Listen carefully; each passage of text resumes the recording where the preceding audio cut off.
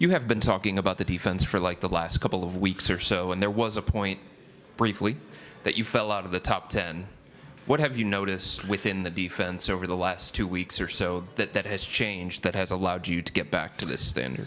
Yeah, I think, sometimes with all the three-point shooting in this league, you forget the activity you need to contest. We talked about it a little, but just closing to the body better, closing to shooters better.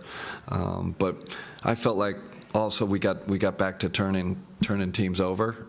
So our aggressiveness. I feel like the league is. It's becoming more physical. You can see it. You can see the trends in the league. So, that was a point of emphasis, getting more physical so we could turn teams over more. This was the fourth time tonight that you had at least 7 guys in double figures scoring. How have you been able to create that level of balance within the offense? I don't know. They have it. I mean, we put in a system, but it's got to be buy-in from your best players. I mean, Donovan, just the ability to kick the ball ahead or kick the ball across the court. Darius too. Those guys are kind of our quarterbacks. So when they distribute, it just everything flows from there. It's like boom, they're doing it. I'm going to run for you. I'm going to screen for you. It's like a domino effect. And now that this one is over, a number of your guys talked in shoot around about wanting to get this one for you.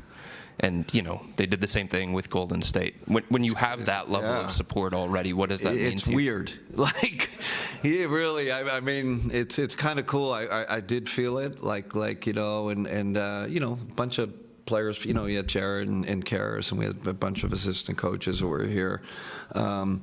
Listen, it's just human nature. A place you've been, you want to kind of show them that you're good, and you still got it.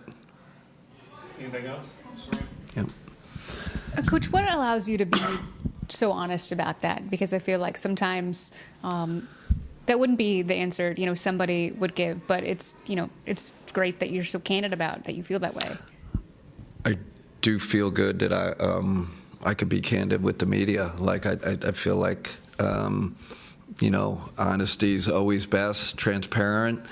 Never disrespect anybody, or always have the respect for the competition. But you ask me questions, and I'm just gonna always be like that, just transparent and honest, and it's just kind of how I operate. I'm glad you let me do it. Well, thank you for your Last one in the back. Hey, so Karis LeVert, 9 of his shots tonight were three-pointers. When he was playing in Brooklyn, that was not his shot diet. It looked a little different. There was a stat floating around that 6 of his first 150 shots this year were mid-ranges. When he was in Brooklyn, he was a different type of player. Can you talk about how the looks he's getting and how those have changed over the years? And kind of tonight was a great example of it, especially in the first half. Great observation. We failed in Brooklyn trying to get him to change his shot profile. We tried over. We tried everything. And like you said, the stats you're citing, and that was, a big part when I came in, is to make another push, and he's bought in. But even tonight, I felt like he passed up like 2 or 3. It's like, and his teammates are like, "Come on, Karras, it's the curse of the great ball handler." Like he's got such great handles, and his whole life he's been catching it and just like putting it down.